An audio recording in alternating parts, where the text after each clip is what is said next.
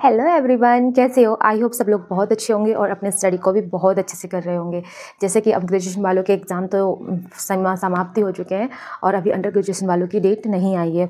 वो भी बेचारे परेशान है कि हमारी डेट कब आएगी, क्या आएगी। मैं आपसे पहले भी बोल चुकी हूँ, आप अपनी तैयारी पर लगे रहिए। सिर्फ ये नहीं पता कि नहीं भर्ती बोर्ड कब आपकी डेट दे दे और कुछ और ऐसा कोई डेफिनेट भी नहीं है कि जुलाई में हो जाए। कुछ बोल रहे हैं नवंबर में हो जाए, अगर अब नहीं हुआ तो नवंबर में, लेकिन कोई हमें पता थोड़ी नहीं है ना, डेफिनेट तो नहीं है ना कि मतलब एग्ज़ाम कब होगा, नवंबर में होगा या जुलाई में। लेकिन मैं आपसे तब भी यही बोलूँगी कि आप अपनी स्टडी को बहुत अच्छे से करते रहिएगा।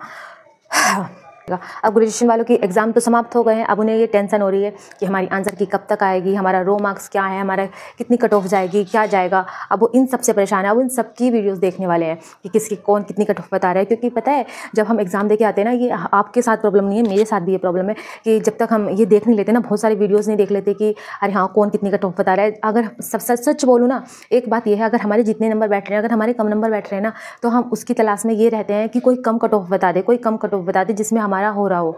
लेकिन ऐसा नहीं होता है।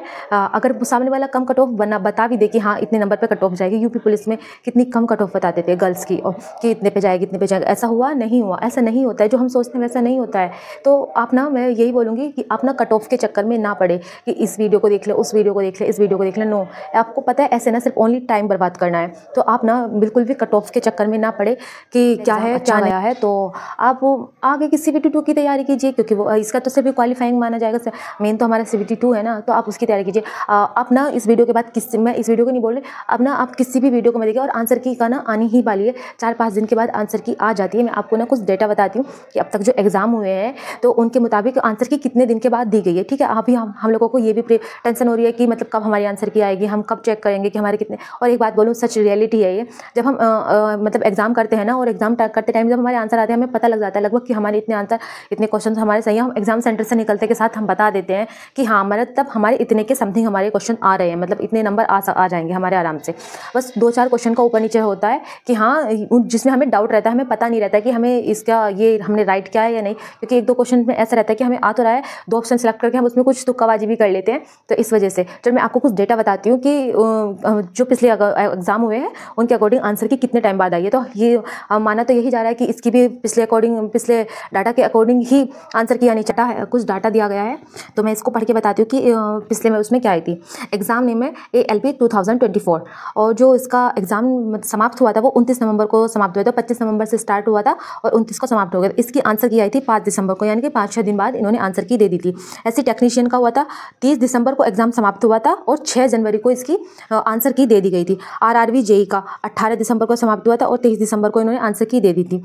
CBT 2 हुआ था, फिर 6 मई को समाप्त हुआ था CBT, और 8 मई को, इतनी जल्दी 3-4 दिन के अंदर ही इन्होंने आंसर की दे दी थी। NTPC ग्रेजुएशन लेवल, अब देखो ये हमारा 24 जून को हुआ है लगभग। अब देखो कितने दिन के, वैसे 4-5 दिन का गैप माना जा रहा है, तो क्या पता 4-5 दिन के अंदर ही हमारी वो आ जाए। 30 जून में आपको डेट बता सकती हूँ, मैं ऐसे कंफर्म नहीं है, मैं मतलब इस डाटा के अकॉर्डिंग बता सकती हूँ कि शायद हमारी जो आंसर की है वो शायद 30 जून के अंतर्गत आ जाए। और आ जाएगी तो अच्छी बात है। और हमारा कन्फर्मेशन भी, हमें जो डाउट है हमारे मन में चल रहा है कि अब हमारा CBT 2 में होगा या नहीं होगा, ऐसा है या वैसा है। और जो देखो जब हमारा एग्जाम हुआ था ना, ऐसा माना जा रहा है कि जो स्टार्टिंग के 10 डेज हुए था स्टार्ट, तो वो थोड़ा सही, मतलब इतना टफ लेवल नहीं आता। लेकिन जो स्टार्टिंग के 10 डेज था, स्टार्टिंग के 10 डेज तो ईजी आया था, लेकिन उसके 10 दिन बाद ही जो एग्ज़ाम का लेवल था उन्होंने थोड़ा इंक्रीज़ कर दिया था, थोड़ा बढ़ा दिया था।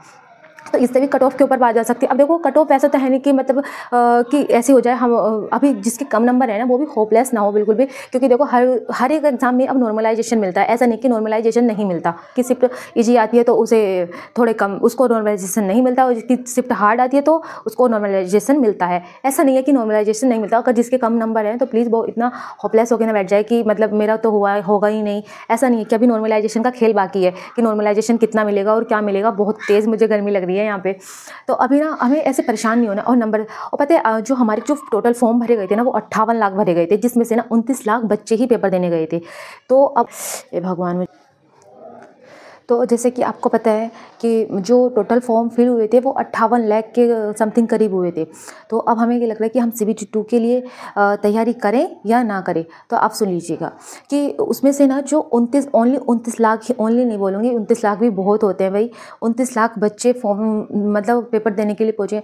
हर एग्ज़ाम सेंटर पर ना 50 से 60% ही बच्चा पेपर देने के लिए गया है, ये नहीं कि 100 में से 100% चला गया। और आप देखिएगा पिछली बार के अकॉर्डिंग इस बार वैकेंसीज भी कम है। तो अब मैं आपको ना कुछ डाटा बताती हूँ कि उसका मतलब जो इंटेलिजेंट बच्चे थे उन्होंने कितना स्कोर कर पाया है, और जो थोड़े एवरेज बच्चे हैं और जिसके थोड़े मीडियम बच्चे हैं तो उन्होंने कितना एवरेज किया है, उसके अकॉर्डिंग हम कितनी कट ऑफ मान सकते हैं कि हाँ इतनी कट ऑफ जा सकती है।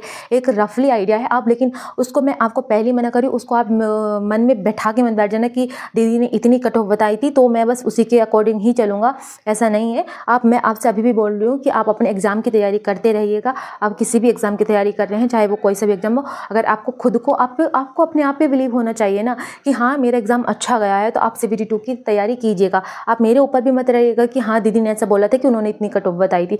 नहीं, मैं एक रफली आइडिया दे रही हूँ कि हाँ इतनी जा सकती है। आप बिल्कुल भी ऐसे किसी में, मैं अपने आप को नहीं बोली, आप ऐसी किसी पे भी बिलीव मत करिएगा कि हाँ उन्होंने बोला था ये वो। हाँ, अगर मैं मैथ में जो बच्चों का स्कोर रहा है ना, जो एवरेज से थोड़े ऊपर है, उन्होंने 26 तक अटैम्प्ट किए हैं, और जो एवरेज स्टूडेंट है उन्होंने 22 अटैम्प्ट किए हैं। लेकिन पता है वो भी जो बहुत इंटेलिजेंट है ना, उन्होंने 26 अटैम्प्ट किए हैं क्वेश्चन, क्योंकि इसमें ना जो 4 से 5, वैसे तो मैथ का लेवल बिल्कुल ठीक था, लेकिन जो 4 से 5 क्वेश्चन थे ना वो इतने मतलब कैलकुलेटिव थे, उन्हें टफ तो नहीं बोलूँगी मैं कि इतने कैलकुलेटिव थे, उनकी कैलकुलेशन करने में इतना ज़्यादा टाइम जा रहा था कि मतलब और अदर सब्जेक्ट के लिए फिर टाइम नहीं बचेगा, क्योंकि अगर हम उस सारा टाइम उसी में वेस्ट कर देते ना कैलकुलेटिव के। और मैंने आपसे बोला को जो भी मेरा रिव्यू देख के गए होंगे उन्होंने अगर प्रैक्टिस की होगी अच्छे से, और मैंने बोला था कि अगर कुछ क्वेश्चन ऐसे होते हैं जो हमें स्किप करना ही बेटर होता है तो आप उन्हें स्किप कर दीजिएगा। अगर आपने देखा होगा तो शायद आपने इस मेथड को अपनाया भी होगा और आपको इससे कुछ ना कुछ प्रॉफिट तो ज़रूर ही मिला होगा।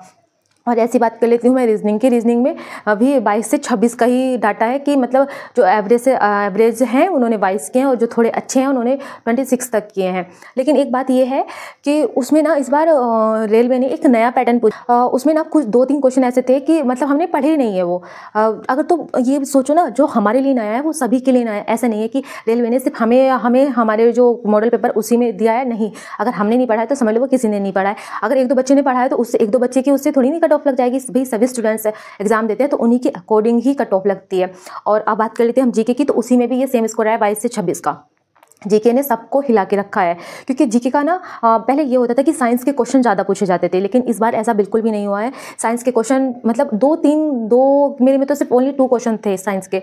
इस बार जो हिलाया है ना वो सच में करंट अफेयर ने हिलाया है, कि करंट अफेयर के 4 से 5 क्वेश्चन बहुत अहमियत रखते हैं। अगर मैंने आपसे बोला था कि आप करंट अफेयर पढ़ के जाइएगा, किसी का वन शॉट हो तो आप उसे देख लीजिएगा, थोड़ी बहुत हेल्प हो ही जाती है। 1-2 क्वेश्चन जरूर आता है वन शॉट्स में थे, अगर हम किसी का देख लेते हैं तो उसमें से ना जो करंट अफेयर है उसके 4 से 5 क्वेश्चन आ रहे थे करंट अफेयर के। लेकिन ना ये बात है, हर बार ना साइंस के ज़्यादा क्वेश्चन पूछे जाते हैं, इस बार साइंस के मतलब 2 से 3 ही क्वेश्चन पूछ रहा था। और जो बच्चे को डर लगता था ना कि साइंस से मुझे साइंस नहीं आती, मेरे साइंस की वजह से सिलेक्शन नहीं होगा, नहीं यार भी साइंस एक ऐसा रॉकेट साइंस तो है नहीं कि हाँ भाई उसकी वजह से, मैथ की वजह से मैं बोल सकती हूँ कि हाँ मैथ की वजह से बच्चों का सिलेक्शन रुक जाता है कि मैथ हमसे नहीं आती तो हम कैसे करेंगे, तो उसकी वजह से तो मैं रुक सकता है। लेकिन ऐसा नहीं था। तो आपके तो अगर मैं इन्हीं नंबर को काउंट करूँ तो मोटा मोटा ना ये 65, 66 इतना ही बैठ रहा है। क्या आपकी कट ऑफ 65 पे चली जाएगी?